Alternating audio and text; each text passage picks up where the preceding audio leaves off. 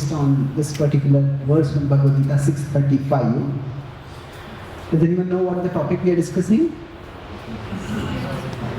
Mind management.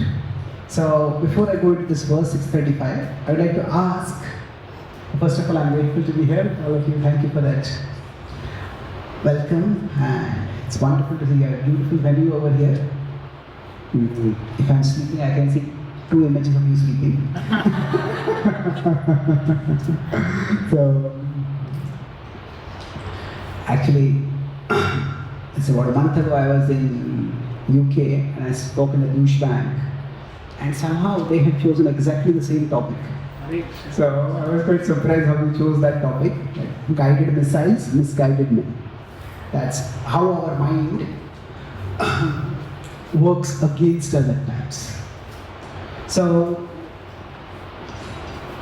now when we talk about mind management, so I'd like to ask you, what does this word mean to you? If you hear the word mind management, so what does it mean? Maybe you can say, what do you think? Okay, sorry. What do you think is the mind? Why do you need to manage it? So when you hear the term mind management, what thoughts come in your mind? Controlling the mind for. Sorry? Yeah? Channelizing the thoughts in a particular direction. Okay. So channeling thoughts. Channeling is like a water is go through a channel, then it goes in a particular direction. So channeling thoughts in a direction. Okay. I heard another answer, controlling the mind. That's also in one sense. You want to control it to channel it in a particular way. Okay. So let me speak this low. What is the mind? That's one question. You could answer that. Or what is mind management? Or what is the need for mind management? Any of these, I would like to understand so that we start off at more or less the same level. So any of these questions, what is the mind? What does mind management need? Why is mind management necessary? Yes, please. People might be require mind management because our intellect tells us to choose a particular path that seems to be right. But then mind sometimes say, hey, you don't have to go there. There are other things to explore as well. So we need to align ourselves, our mind aligned with our intellect. So there is an inner conflict within us between, we can say, what is beneficial versus what feels desirable.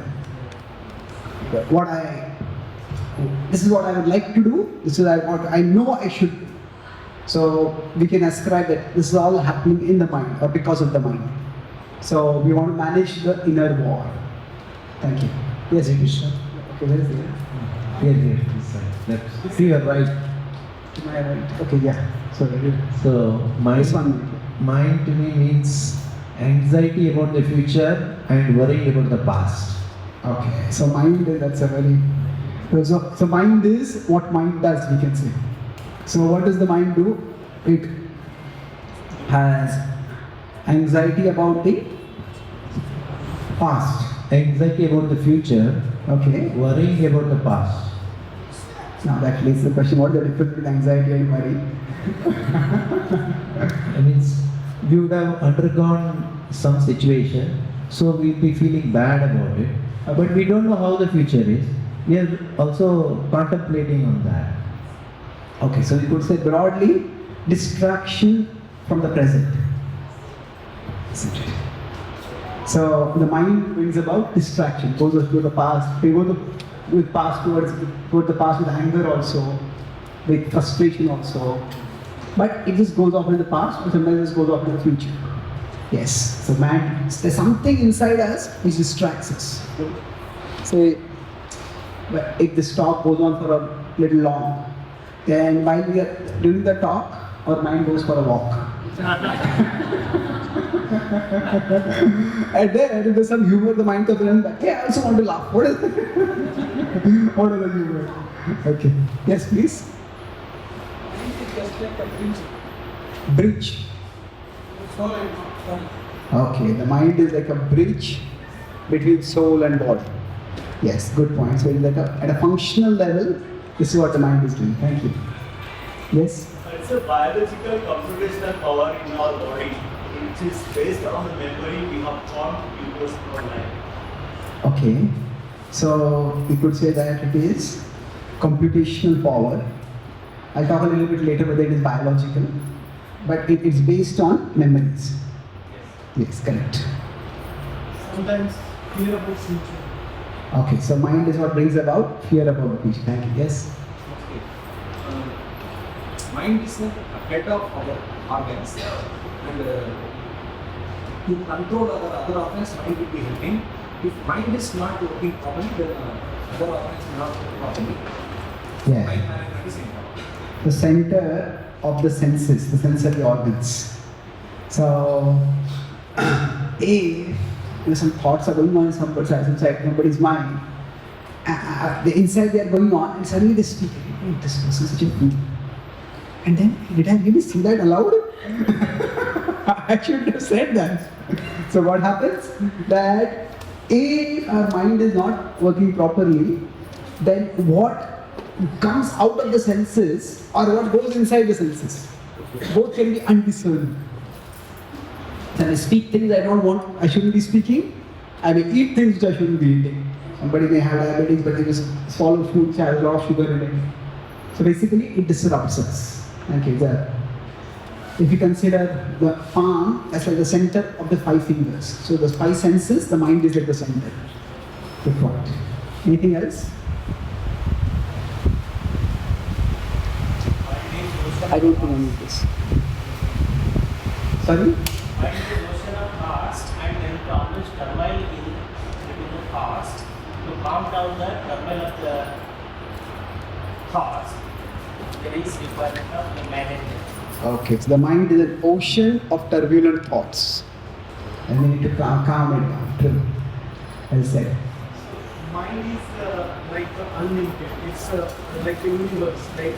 So we need to manage it, focus on whatever we want. Okay, so the mind, it wanders everywhere. So we want to convert its wandering into a focused journey. And otherwise the mind just goes everywhere. True. Any one last point? This was very well summarized. Various facets of the mind. Okay. Thank you. So, the 3 questions that I raised, we'll try to address them today. That first of all, what is the mind? Then why is the mind so difficult to manage? And then how can we make it more manageable? The 3 parts I'll discuss today. So the Bhagavad-gita gives us a broad principle. Let's recite this verse. Shri Bhagavan Vacha Asamshayam Mahabaho Mano Durnigraham Chalam Abhyasena tu Kaunteya Vairagena cha gruhyate.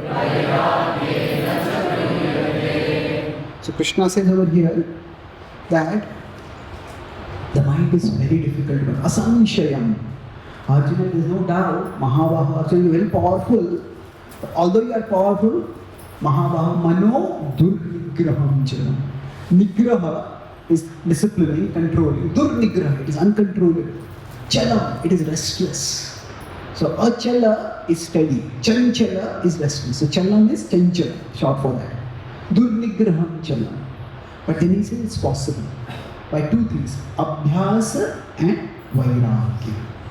So what do these 2 terms mean? We'll discuss this today. Now, let's try to understand what is the mind. So now different people have different ideas of what the mind is. And we will focus on what the Bhagavad-gita tells us about the mind. We'll try to see how the Gita offers us a model of our inner world that can help us to make sense of our lived experience. So the Gita explains that our existence is three-level.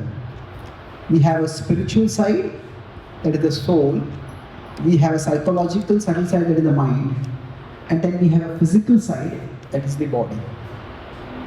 And at present, our existence is a combination of these three things.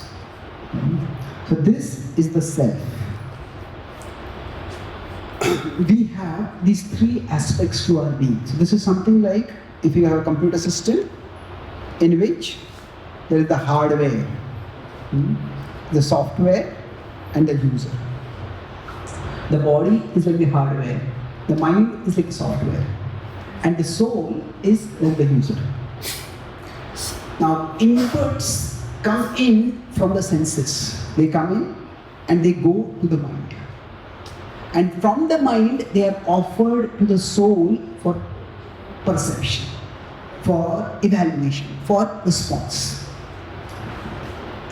So normally for us to function, we could say that there are these various knowledge acquiring senses. Which are the 5 knowledge acquiring senses? Eyes, ears, nose, touch and taste. Yes. So these are the 5 knowledge acquiring senses. And then we have 5 correspondingly working senses. Which are those? 2 legs, 2 hands. Yeah, 2 legs, 2 hands. There are 4, there are 2. So hands, legs, then mouth, and then the excretory and the reproductive organs. So those are 5 senses. So basically, the mind helps us in doing these 2 things. Next is water. Okay. No, is water over here? Where's that cup?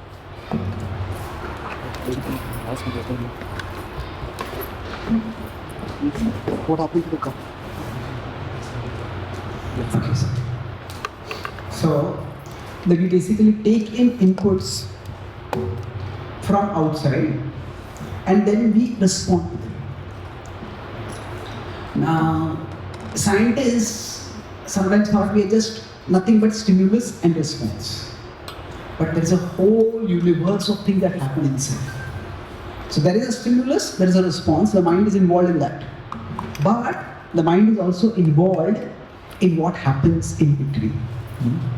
So basically, that's okay. What is it? Keep everything very. Yes, you can. Okay. So if I consider this, now this is my phone. Now you see the flashlight over here? So this light is the soul. And the beam of light coming out from it is consciousness. The Atma and Chaitanya. So from the soul, consciousness is like the energy that comes out. And this energy spreads outward. And for this energy to go out towards the body and outward, the mind is the link. I think you mentioned that the soul is like, mind is like a bridge. So it is, you could say, it's like a bridge, or it is like a route, a medium, a pathway. So the soul is the source of consciousness. You want to play with words, you can say the soul is the root of consciousness. The mind is the root of consciousness. The pathway through which consciousness comes out. And then it goes to the outer world. However, when the mind is supposed to be a root, it does not always work the same way. So we talk about, so basically what is the mind? The mind is the link. It enables information to come in, then we can evaluate it, and then we can act on it. So now, the mind, however, is different from the brain. The brain is a part of the body. The mind is subtle.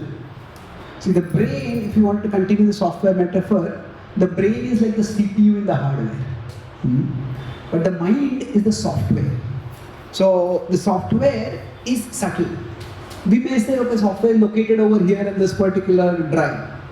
But it's not like if you open that particular device, you can see the software.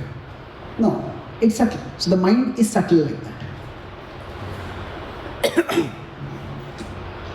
Now for us, the reason we need mind management is two reasons. So this is why we need mind management and how we can do mind management. So the mind is meant to be the channel through which consciousness goes out, and it helps us to function, that we can see things properly and we can respond properly. But the mind is prone to two problems. One is the mind wanders off. So the body is here, the soul is here, but the mind is somewhere else. And then what happens? Say, I am looking at you, you are looking at me. But if your mind is somewhere else, you speak something, hey, sorry, what did you say? We go absent-minded. So the mind causes distraction. Sometimes you're talking with someone and you see their eyes rolling or eyes glazing. You tap the bush, hey, where are you? Come back to earth. So one of the problems with the mind is distraction. Now when distraction happens, then the Chaitanya, the consciousness that is there, maybe a small part of it comes over here and majority of it goes over here. And that's how sometimes we will be reading a book and sometimes we will be pretending to read a book because we don't want to talk with someone. And then we are angry with that person or something like that. And he's looking at the book and the person says, are you reading the book? Of course. And they kept the book upside down. So what happened is, our mind is caught in the anger, so we don't even notice how the book is. So the mind, one problem with it is distraction. And another problem with the mind is that even when it is present, the soul is here, the mind is here, the body is here. And say this is the outer world in which some object is present. So now when stimuli come in from the outer world, they come to the mind, and the mind can enlarge some stimuli. The mind can change the dimensions of a stimuli. Say for example, if somebody is an alcoholic, they are talking with someone. Maybe they come with their boss for a conference, and while passing by, they see, okay, there are some drinks over here. And when they go forward, they're talking with their boss, they're looking at their boss, but in their mind, their boss' body changes into alcohol. So what happens is that particular stimulus of alcohol, of that bottle, that becomes way too prominent. So if there is greed, then the stimulus of money becomes way too thick. So like that, the second thing that the mind does is distortion. So it can make small stimuli very big and big stimuli very small. Suppose a doctor is doing some surgery on a critical patient. I say doctor is a cricket fan. And then hearing the running commentary when the cricket match is going on, and their favorite batsman gets out, and they cut the organ which they are supposed to see.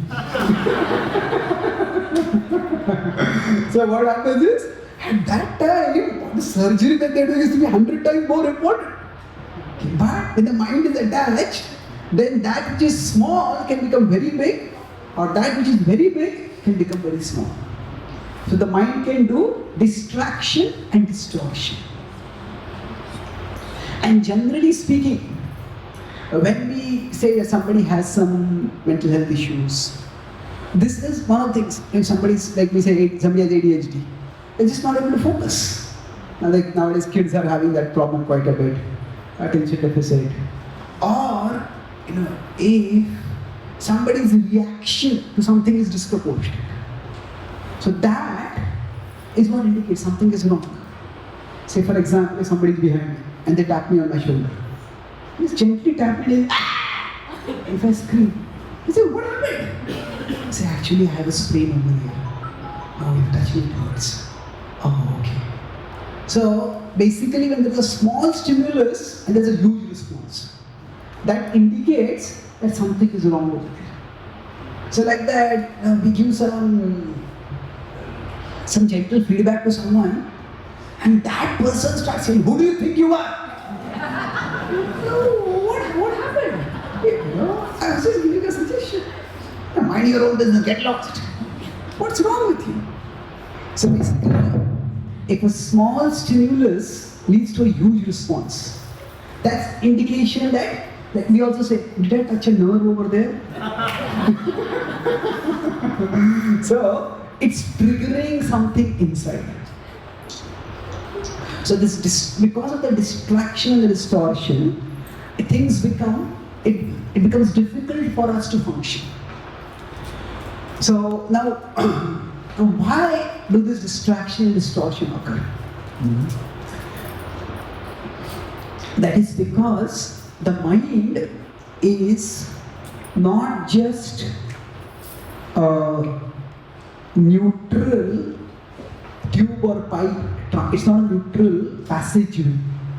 The mind has its contents, and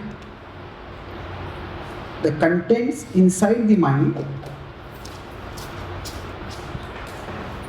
are the impressions with it. So the mind has impressions.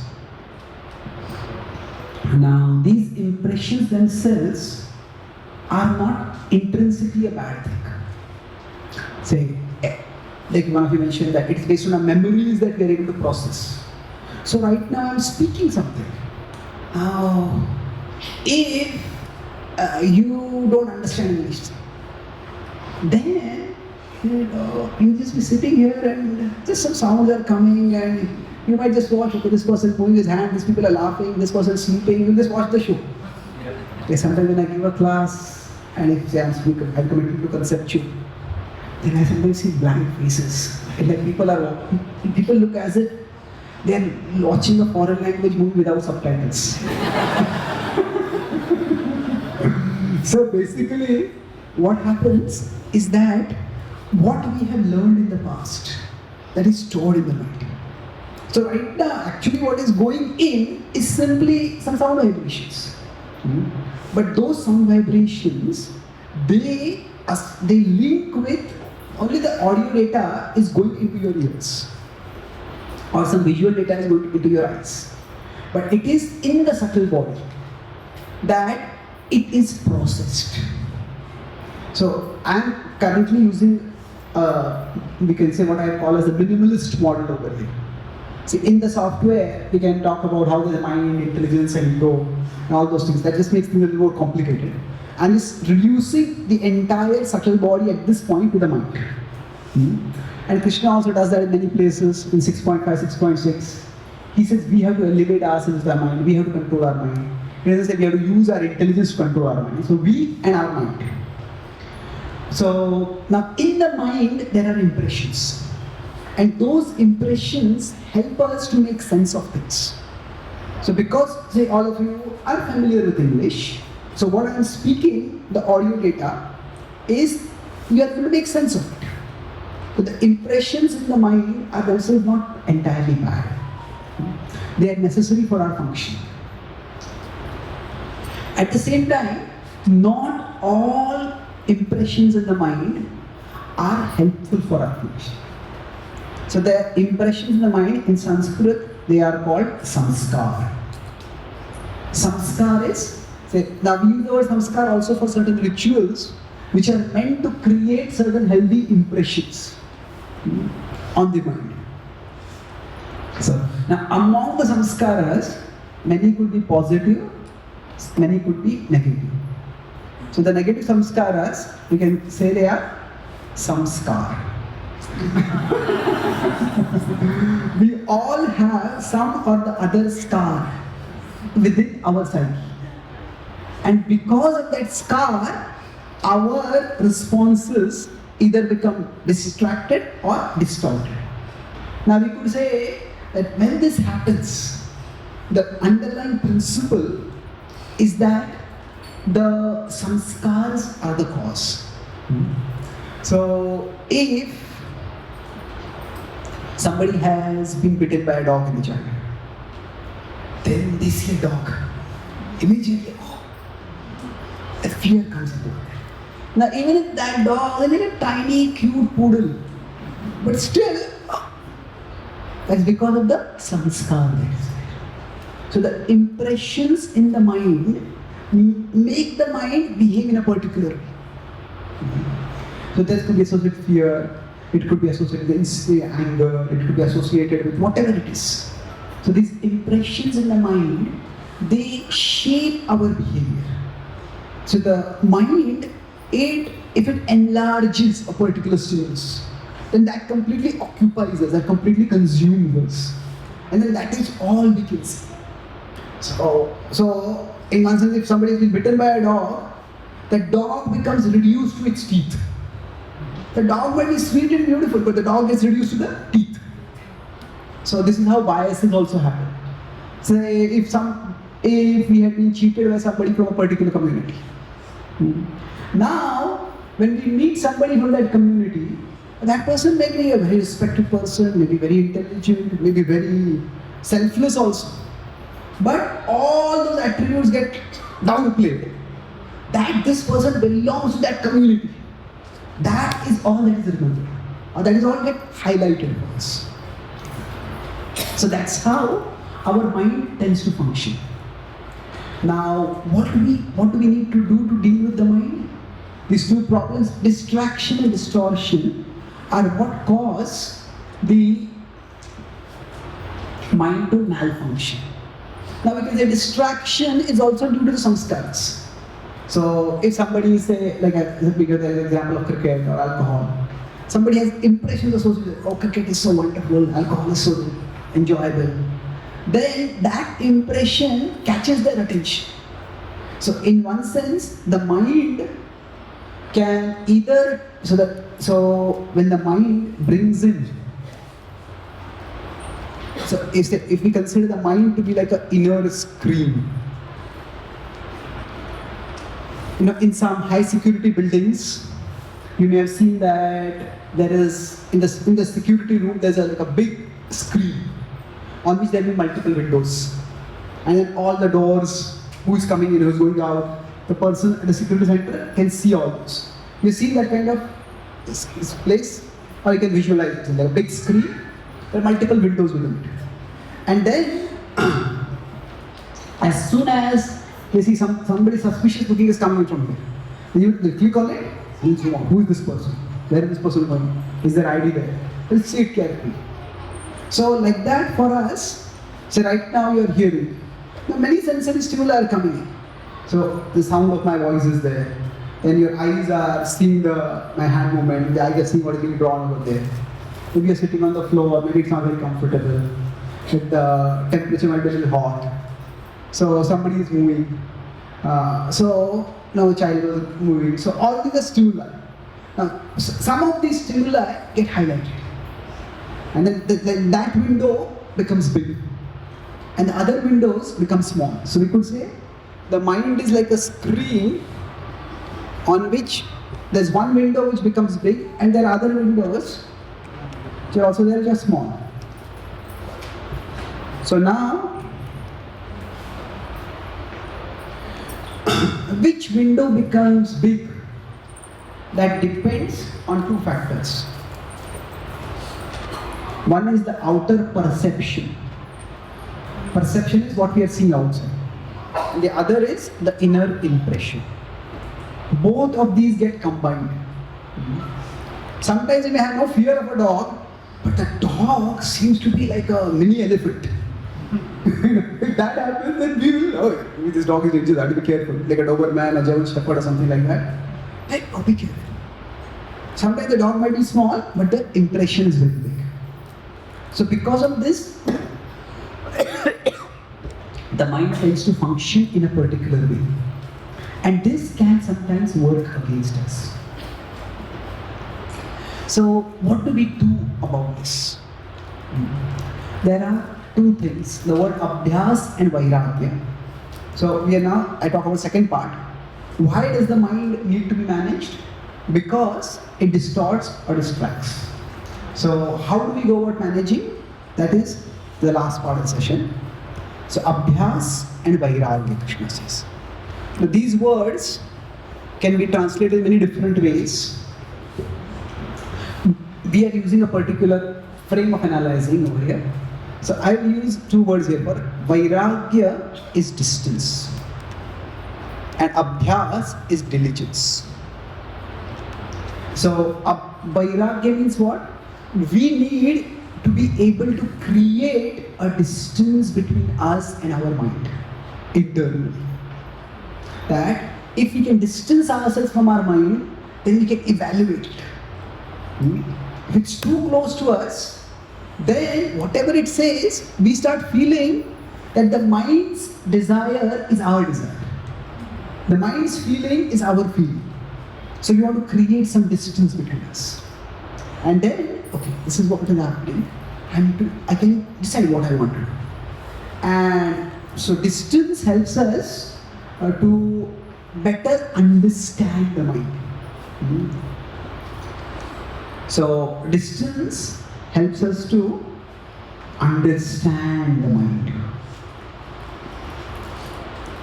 And diligence, basically we have certain sanskars in the mind, certain impressions are there. Diligence enables us to change the mind. Diligence is for changing the samskaras that are there inside the mind. So, what we would like to do is, this is the mind that I have right now. How can I best use it, engage with it right now?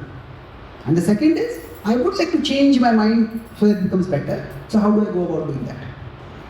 So we'll talk about this vairagya and abhyas. And we'll talk about this in two distinct steps, two distinct parts. And for each of these, I'm not going to scream.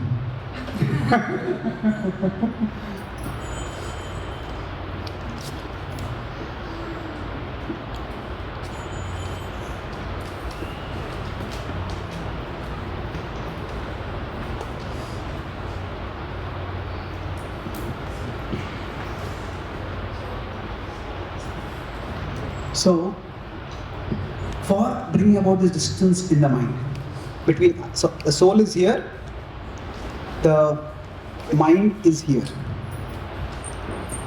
What we would like to do is, the soul is here and the mind is here. We would like to increase the distance so that we can evaluate it. And in general, say for this purpose, there are many different metaphors which are used to understand the mind so that we can deal with it.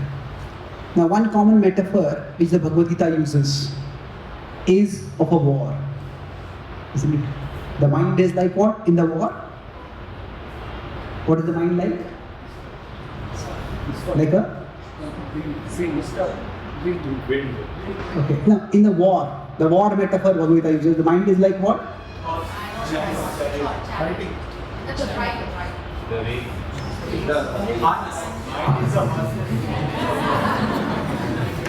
Your imagination is overactive or mine is inactive, whichever way it is. In a war, whom are you fighting with? Enemy. The mind is like what? Enemy. That's what Krishna says, isn't it? So the mind is like an enemy. But interestingly, say if we had an enemy, then we just want to kill the enemy. Right now there's a war going on between, say, Israel and the Arab forces, maybe the Shia forces. So Israel just killed one of the Ansarullah, big terrorist leader from Hezbollah. So if you have an enemy, just kill the enemy. But does the mind, Krishna say, kill the mind? And what does it say? What do you want to do?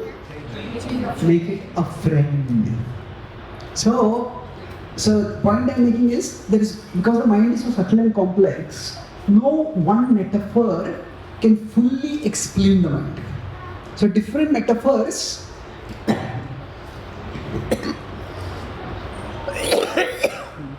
can be used to explain different aspects of the mind. So yes, now we could say the mind is our enemy, but that is inaccurate.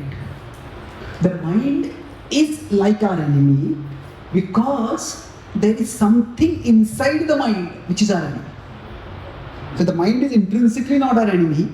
The impressions within the mind make it act like an enemy. Like say, India had a huge law and order problem in Kashmir. I have a friend in Kashmir, so I can talk with him about the situation there. Now, does India want to destroy Kashmir? No. Do we want to bomb Kashmir and destroy everyone over there? No, we don't want to do that. Those are our people. But some of them may be infiltrators from outside, some of them may be so radicalized that you just have to neutralize them. But we don't want to destroy everyone over there. So the way the Indian government brought about some law and order over there is that we segregated. These are the insurgent elements. They have to be liquidated. And then others have to be won over. That others have to be brought over to the side of India, is showing them that India is actually a well-wisher. India wants your children to grow up, go to school, have jobs, and have a good life. So basically, in our mind, similarly, if we consider the mind to be like this disputed territory of Kashmir, there are elements in the mind which have to be eliminated. There are impressions which have to be removed. But there are also impressions which are good. So right now we are studying the Bhagavad-gita. So it is in your mind that the impressions of, say, the English language, impressions about some previous knowledge of spirituality that you have, some knowledge of psychology that you have. So by which you are able to understand what we are discussing right now. So the mind is not like a normal enemy which you just want to kill. Because we need the mind for functioning. The mind is like our essential tool between the soul and the body. That's why using only the enemy metaphor is very restrictive. Because what happens is, if we treat the mind only as an enemy, if our approach, say our approach to our inner world, if we are just constantly, we try to have total control, then the result of that will be suffocation. How long can I keep doing it? No, okay, I have the desire to eat this food, I have the desire to watch this, I have the desire to wear this clothes. No, it's all the mind, no. We'll feel suffocated by it completely. So one of the metaphors that I find best to understand is like we and our mind is like a child and we are meant to be the parent. Now a parent needs to discipline the child. But if all that the parent is doing is disciplining the child, the child will get suffocated. So on the other hand, if there is no discipline, there is total surrender. So whatever the mind says, okay, you want to eat this? Good. You want to sleep now? You want to watch TV? Do this, do that. So then what will happen is stagnation. If we don't discipline our children at all, our children will never grow up. Now how the children will really want to study on their own, do something constructive. Now in our case, it may not be stagnation, it may also be degradation. We will become worse. So what we want is that when we are dealing with our mind, a healthy balance of both. So a healthy balance where the negative impressions, they are restrained. And there are positive impressions within us. Those positive impressions need to be developed, directed. So, like that, when we are dealing with our mind, now this will be an entirely different subject, but I'll just mention it right now. among the samskaras, the negative impressions are sometimes called as vasanas. And the positive impressions, they are sometimes called as vrittis. So for example, somebody is a Brahman, somebody is a Kshatriya. This is not just by birth designation. It is the person has a particular natural interest. So the vritti needs to be developed. When the Draupadi's hand was won in the Swayamvar by Arjuna in disguise. At that time, the Drupada wanted to know who was actually married by a daughter. So they were dressed like Brahmanas. So and they had been sitting in the ranks of the Brahmanas. But by their physique and their carriage, they seemed more like Kshatriyas. So he brought them. He invited them to his house, to his palace, for a feast. And he brought them into a long room. And he asked them to sit. He said, I'll just get some food. And he went up. And then the Pandavas sat down. It was a long room like this. And then on the other side, there was a long table. And on that table, on the left side, he had kept some scripture and some paraphernalia for doing yajna, a sacrificial spoon, and some sacred word. Then nearby, he had kept some bow and arrow and sword and spear. Then next to that, he had kept a plow and farming equipment. And then in the other corner, he had kept some artisans' equipments, some painting brushes and some potter's craftsmen, potter's tools. So he, from a small, like a hidden window, was looking in. So the Pandavas sat down, looked around the room, and then they saw the table on the other side. All 5 Pandavas, like one, went. Where did they go? To the weapons. And then Arjuna started picking up a bow and feeling it and touching it, and he said, hey, this bow is just like that. And Bhima picked up a mace and started swinging it around. Yudhishthira picked up a spear, and they all started talking, remembering this weapon and that battle. And Drupada and Yudhishthira started smiling. These are Kshatriyas. So the idea is that according to our vrittis, we all have some natural interests. Like our children also, some children may have musical talent. They just pick up a kartal and start playing it, and it's just wonderful. Sometimes you have these on YouTube, India has got talent, Britain has got talent. They're like the shows are there. 4 or 5-year-old kids, they just play music so wonderfully.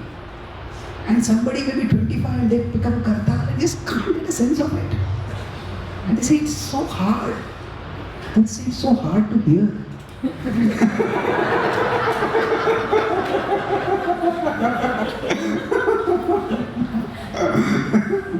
So the idea is we all have certain innate vrittis.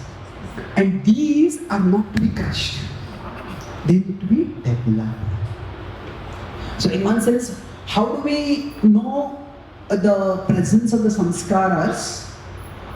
Basically, I said, the samskaras are seen by where a small stimulus leads to a large response. So wherever there's a small stimulus and a large response. So that refers that there is some impression inside us.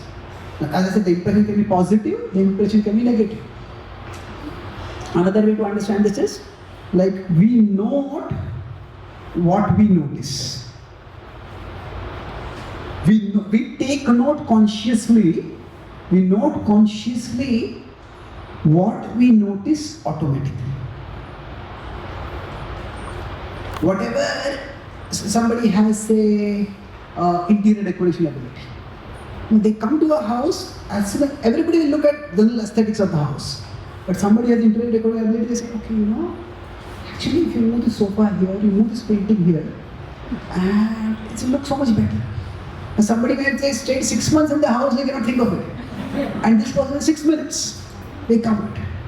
So, for me, I love words. So wherever I see the whole world is filled with words for me. Like somebody gives me a big magazine, first my eyes go to the caption and then I sometimes notice the picture.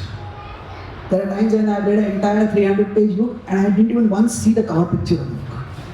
So it's, you could say, I sometimes miss out on the visuals.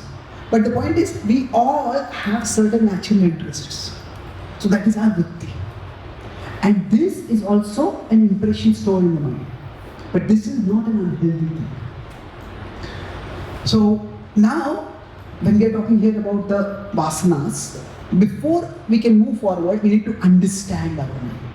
So, if we are very attached to something, that means the stimulus comes up and immediately we are pushed towards a response without even thinking about it.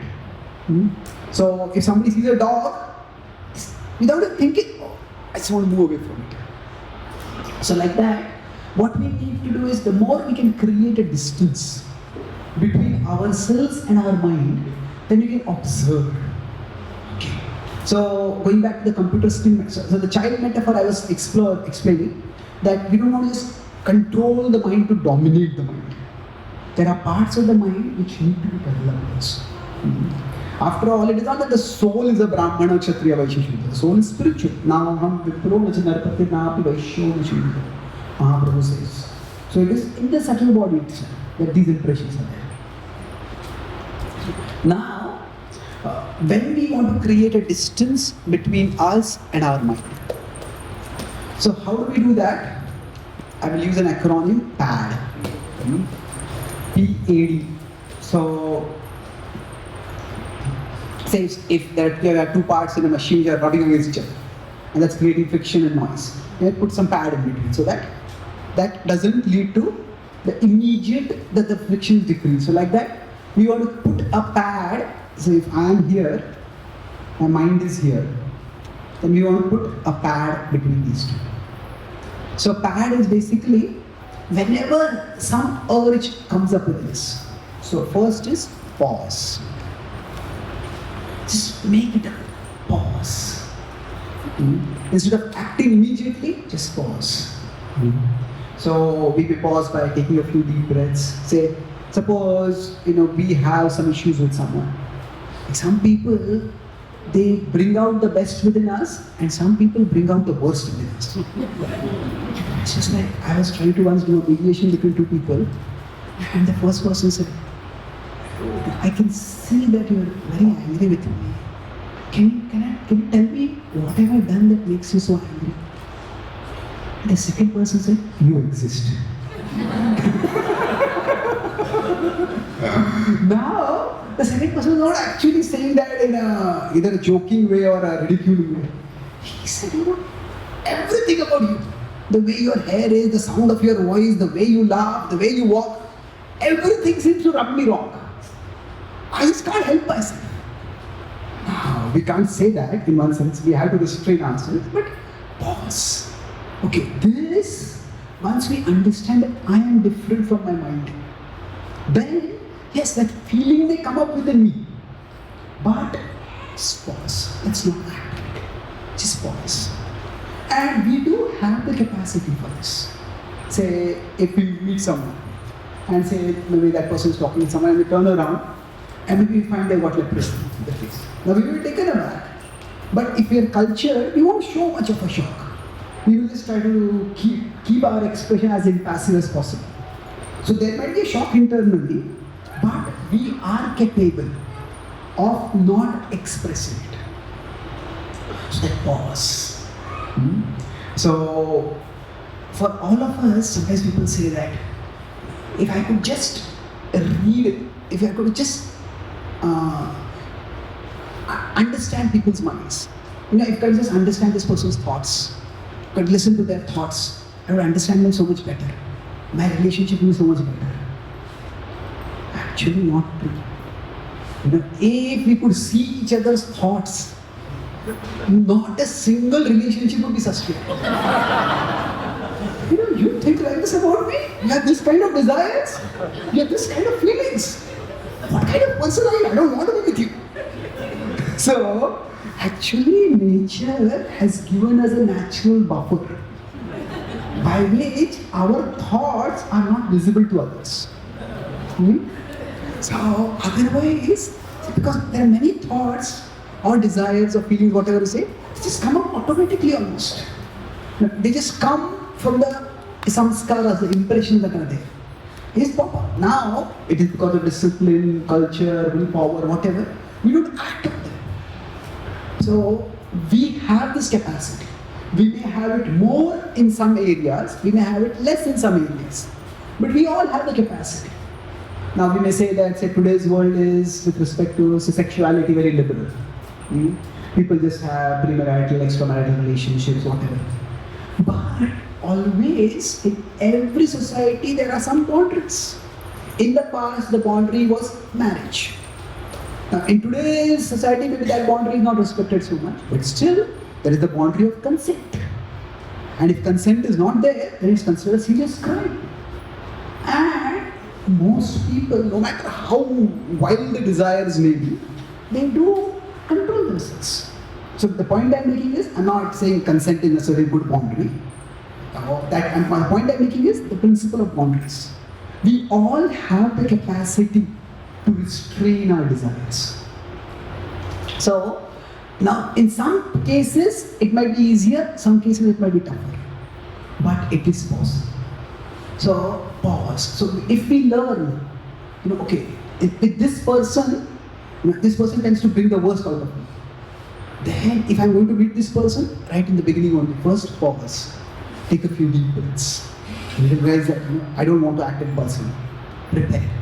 So then the next is analyze. So analyze means that, see, rather than I am feeling angry, what we could do is to say that my mind is feeling angry. Just analyze means, we could also use the word, we analyze means ascribe. Ascribe means we ascribe the emotion, the desire to the mind. I want to eat a gulab jamun. No. On my mind, my mind is saying, my mind wants to eat a gulab jamun. Or like my mind is a screen on which that window has popped up. And say, let's eat a gulab jamun. It is a proposal. See, the mind, sometimes the mind can appear so strong that it feels irresistible. But the mind can only propose. It can't impose. The mind can only impel. Impel means do this. It can't compel. But it can propose very forcefully, very persuasively, and then we may not even realize, we just accept its proposal unthinkingly. Say, if we are studying for an exam and a friend comes, hey, come on, let's go and watch a movie. You will think, do I really want to watch a movie? And we say, okay, I don't know, I have to study right now, let's watch some other time. But when that same idea comes from inside, let's go and watch a movie, let's go. So what happens is, if we can learn to treat the mind as another person, that the mind is inside me, but it is something different from me. Then we evaluate its proposals based on merit. Not that we always say yes, not that we always say no. Krishna says, Udasina vat asinam. He says, be situated like detached and observe. So, there are these two words in English. There is uninterested and disinterested. So, are these two the same? Is there a difference? Or are you not interested? So, any thoughts? Should be Bhagavad-gita. Uninterested means really uninterested, but disinterested means Artificially interested? Okay. dependent on situations, the mind, restraining ourselves. Making a decision. Interesting explanation. Yes? Means before doing something, you say, no, we don't want to do it. Disinterested is after knowing something about something, still we are not interested. That's disinterested. Okay, another interesting explanation. Okay, I'll give you an idea. Yes?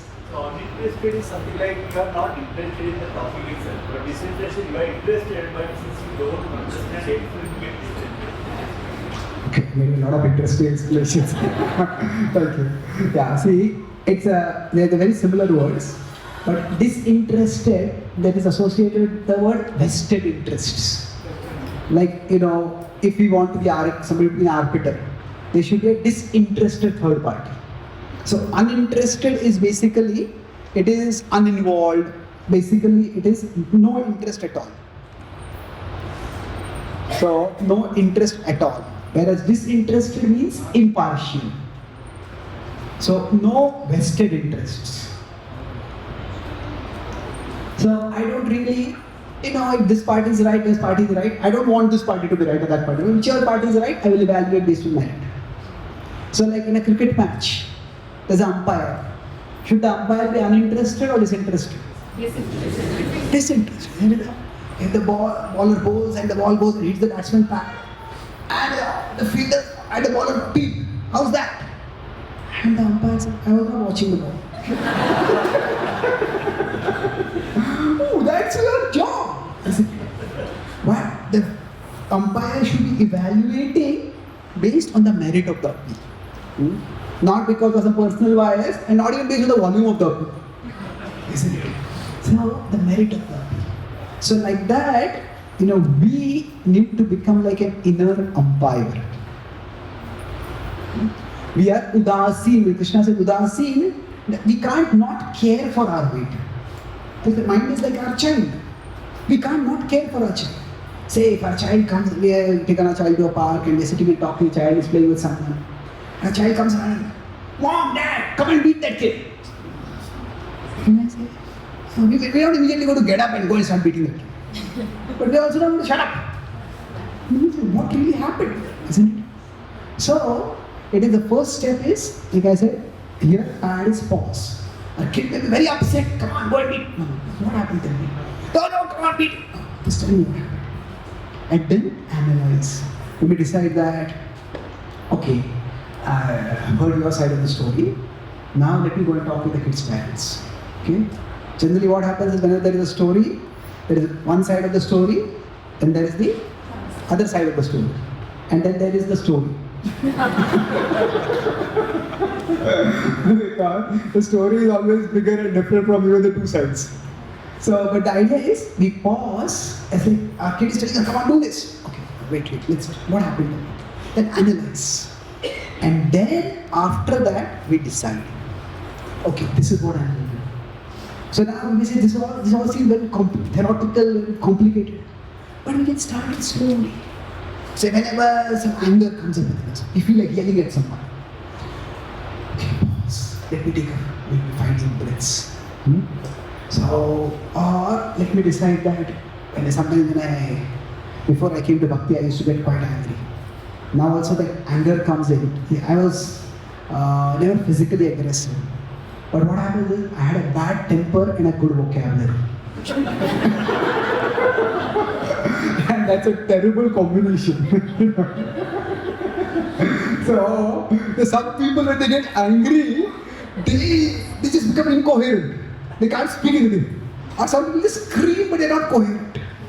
But some people, when they get angry, they can become so sarcastic and biting. That cutting, that people remember what they spoke in anger for years together. So, even now sometimes if I feel angry, I travel across the world 9 months a year outside India. So most of my services I do online. So if somebody has done something which really makes me angry, then at that time what I decide is, I may just write down an angry email or I may record an angry message. But I will not send it for 24 hours. That pause. And just at that time, what happens is the anger is inside me. If I express it outside, anger, it's like why I'm talking this PAD. Pause, analyze, decide. So if you don't pause, if I express the anger, what happens? Others burn. My words will cause others to burn. But if I repress the anger, then I burn. Because the anger is there inside me. So what I want to do instead is process the anger. So pause, okay, not send it away. Then after 24 hours, then I may rehear the message or reread the email. Then hey, this is a bit too harsh. Maybe this word might be softer. Maybe here I'm jumping to conclusions. Maybe I can find out more about it. And then maybe I can ask a third party or whatever. And then we decide. So if you start it small steps, with one area we can start it, where it is doable for us. In some cases, the mind's urge becomes so fast that we may not be able to do anything. But in some area we can start. Pause, analyze, decide. So this is more of the analytical approach to deal with, to create a distance between us and the mind. Okay? So the second part was, this is Vairagya. What is the other part? Abhyas. So Abhyas is diligence. Diligence means we want to change the impressions within the mind. So the mind is like a program, or like the mind is like a program machine. Fortunately for us, it is a program machine, but it is also a programmable machine.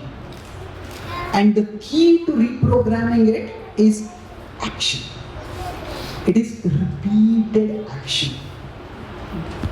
Say, have any of you heard of this small thing in Mumbai?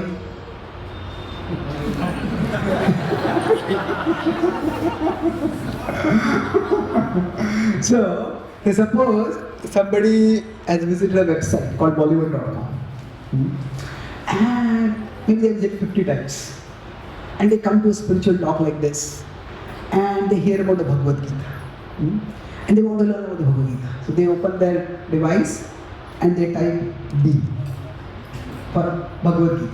What happens? Bollywood comes as an autocomplete. Now, why does it come? It's stored in the browser history. So you could say our browser history is like our mind samskaras. So every choice that we have done in the past, that is stored in our mind. Now if somebody wants to go to Bhagavad-gita.com, what they have to do is type the full thing. Bhagavad-gita.com.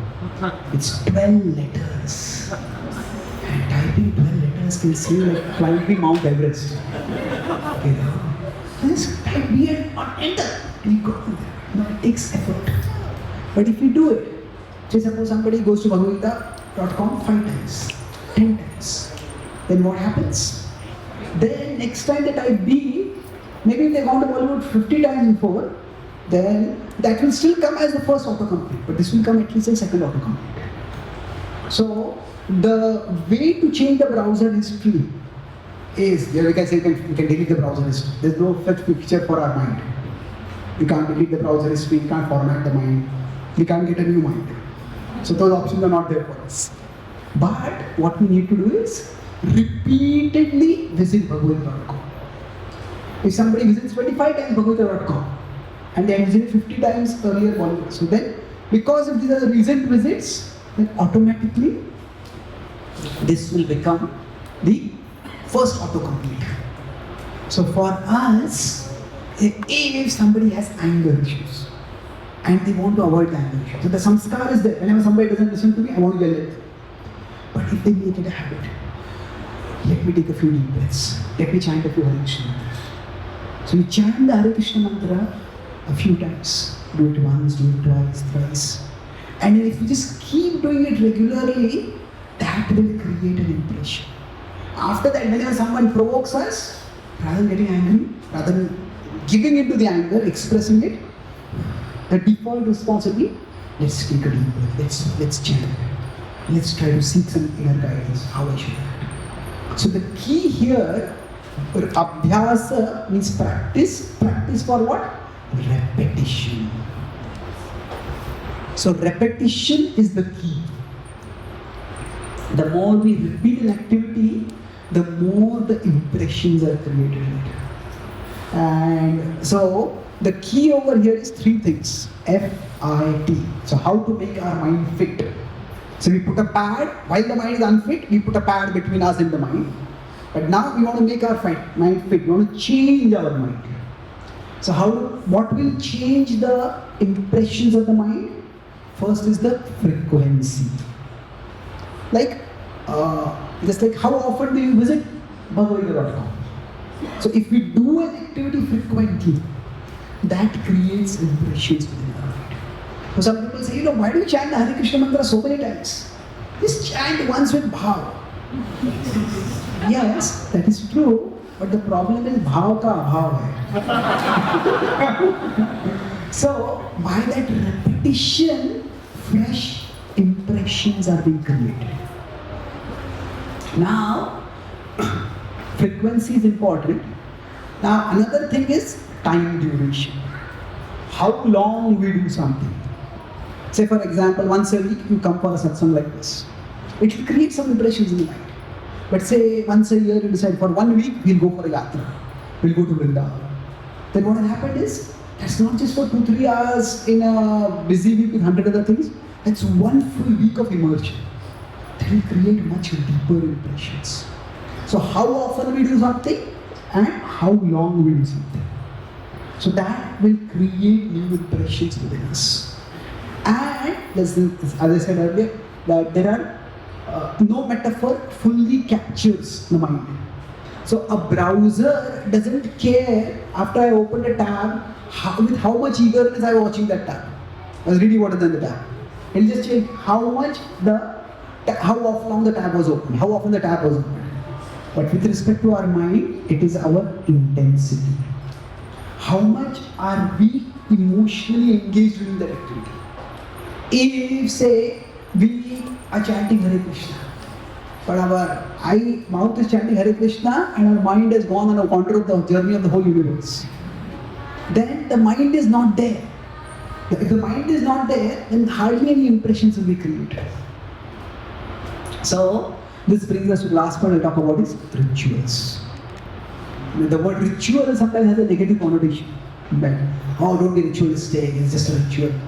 However, rituals are basically time-tested ways or time-tested methods that tap the power of repetition. Even now, the word ritual is acquiring a positive connotation. We look at some self-help books on Amazon, they say the 3 morning rituals of a CEO, or some big successful people, my 5 morning rituals. And rituals means regular practices. For those which we repeat. But I'm talking about this intensity. So there is a difference. When there are many repeated activities, there could be repetition in rituals and there could be repetition in routines. Now routines means that which we have to do every day. Say every day we may have to do our dishes, we may have to do our laundry. Now it is not that by doing our dishes or laundry we have to pay 100% attention to it. Isn't that's not required. So if we are brushing our teeth, that's just a routine we have to do. In routine, the point is to get the thing done. We want to do it efficiently, but the routines does not require much attention. But rituals are exactly the opposite. The point of the rituals is not to get the thing done, it is to get the experience of doing the thing. So for example, if somebody says, if you get angry, take 3 deep breaths. And that is Kapalbhati. So the point is not to get the 3 breaths. Slow your thoughts down, slow your breath down, focus. And so it's the point of deep breathing is to get the experience of deep breathing so that our mind slows down.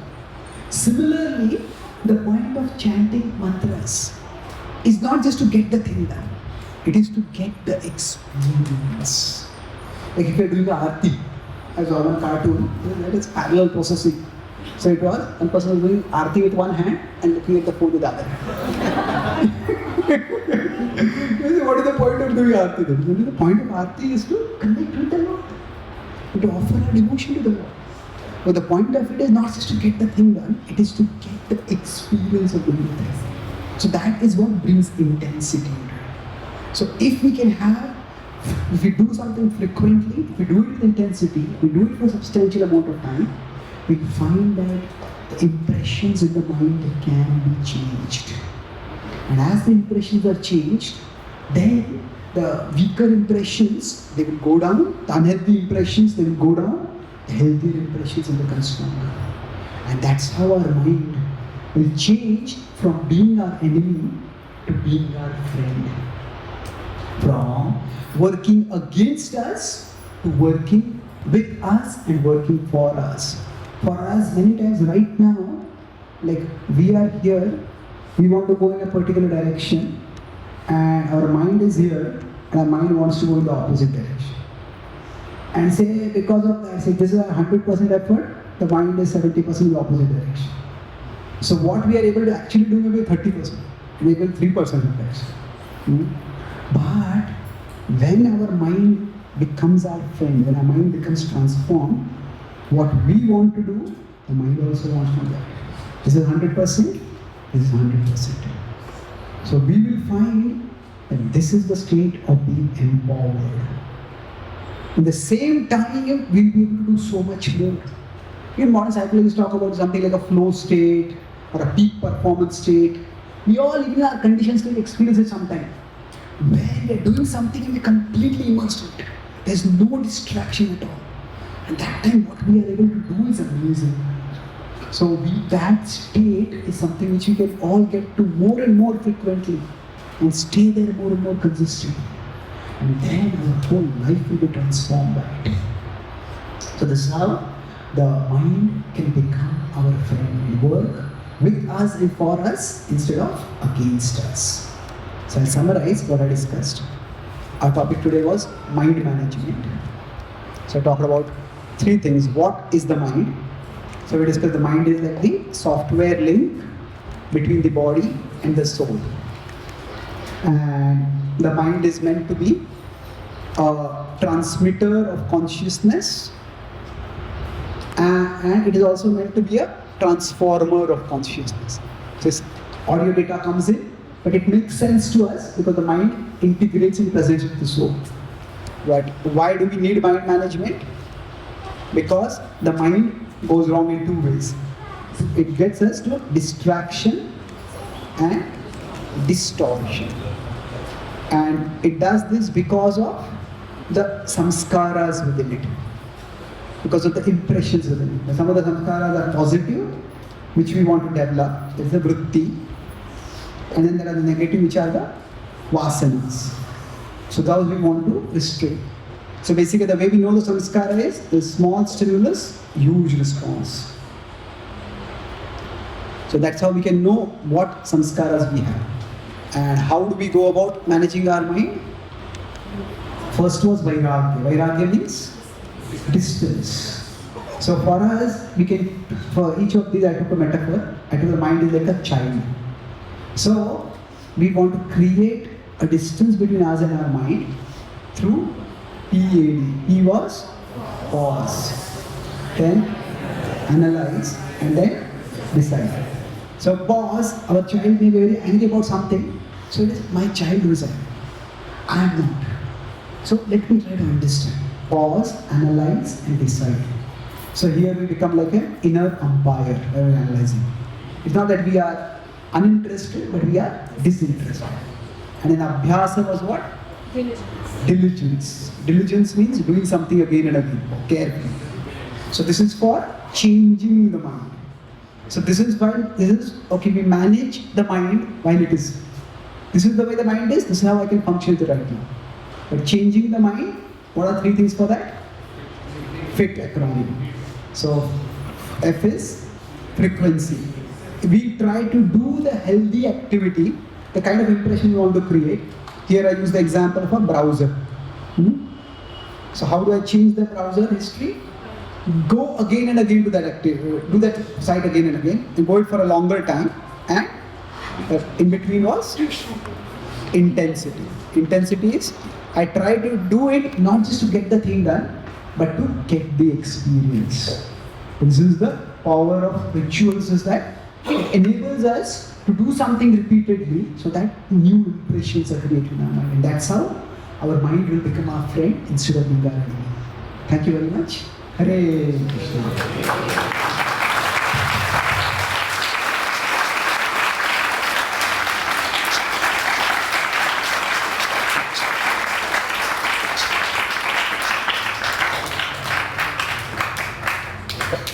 So we have a couple of minutes for any questions, comments, reflections. Anybody?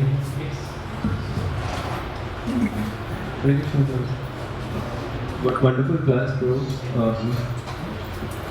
A question when we talked about routines and rituals.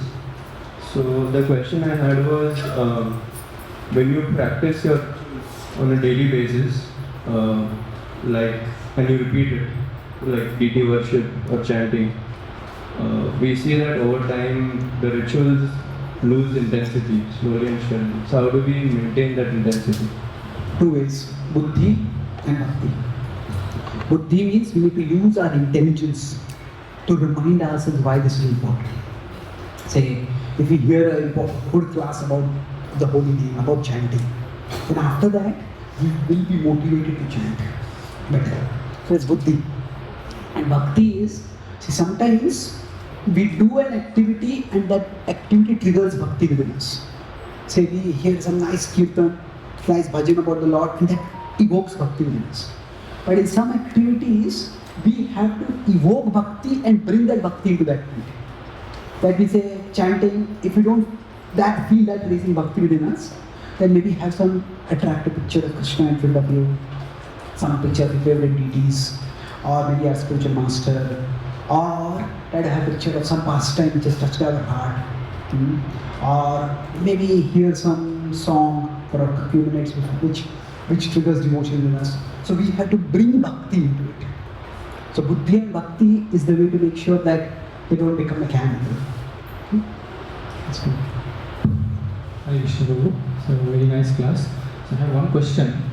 So you said that the mind is a part of ourselves, right? Soul is the user. And we have also said the mind is basically the enemy. Right? So my question is, why is mind is enemy to start with? It could have been friend as well, right? See, it depends on the kind of impressions that we have. This is not our first lifetime. So we have lived before, and there are impressions within our mind from the past. So it's because of the past impressions that the mind is the way it is. And not always the enemy. We all have something what we call as a sixth sense or gut feeling, where we just innately do something right. So the vrittis in the mind, they are what we can call as our talents or gifts or our innate sense. So the mind is a combination of good and bad right now. But unfortunately, in today's world, I didn't get to talk about that particular, that guided missiles, misguided men, that is subtitle from. What happens is, in today's world, the stimuli from the outside are mostly those which trigger the vasanas within us. And that's why the negative part of the mind becomes far more activated than the positive part. We all may have some talents, but if we compare ourselves with the whole world, and even if whatever talent we have, we feel it's not no big deal. What difference I'm going to make? We can always find somebody who's better than us. In the past, if somebody living in a small village, small town, small city, well, the talent is shine. But now the whole world is like our comparison ground. And then we try to devalue our talents. And then there is something which is triggering our lust, there's something which is triggering our insecurity, there's something which is triggering our anger. So actually, human mind is not designed like this. To hear bad news from all over the world. This happened over there, and that happened over there, that happened over there. So that's how the mind primarily acts as an enemy right now. But it is a combination of good and bad. Thank you. So basically, a whole presentation is like, we have power to change mind, the soul. But there is another function like super soul also, which may have some function, or guru, or a psychologist for a second. Like, if someone is not spiritual, the psychologist have a power to change the mind. Because here the onus is everything on soul, particular soul, which we are saying like bad and faith, which should be done by only soul, particular soul. So what are the function of super soul and other aspect which can control? Yeah, so now this bad and fit is something which we have to do, but others can help us. Say for example, if we pray to Krishna regularly, Krishna, I don't want to get angry. please help me to manage my temper. Then it's like that microsecond of that pause. Something within us, let's go yell at this person. But something else is to stop. So ultimately God helps those who help themselves. But we also need to know how to help ourselves. Okay? So I was giving a broad pattern of the methods that we can use to manage our mind. But Krishna can empower us. Now, Krishna can help us to pause, Krishna can better help us to analyze. Similarly, for changing the impressions within us. If we are very earnest, then if we are very sincere in our practice of bhakti, Krishna can change the impressions faster. And the split acronym can apply for anything at one level. Like I can use a materially bad habit and replace it with a materially good habit. But if we try to develop a devotional habit, then Krishna can actually do the cleansing much faster. So the impressions can also be changed much faster. So these principles remain the same, but bhakti can help us to implement them much faster, much better.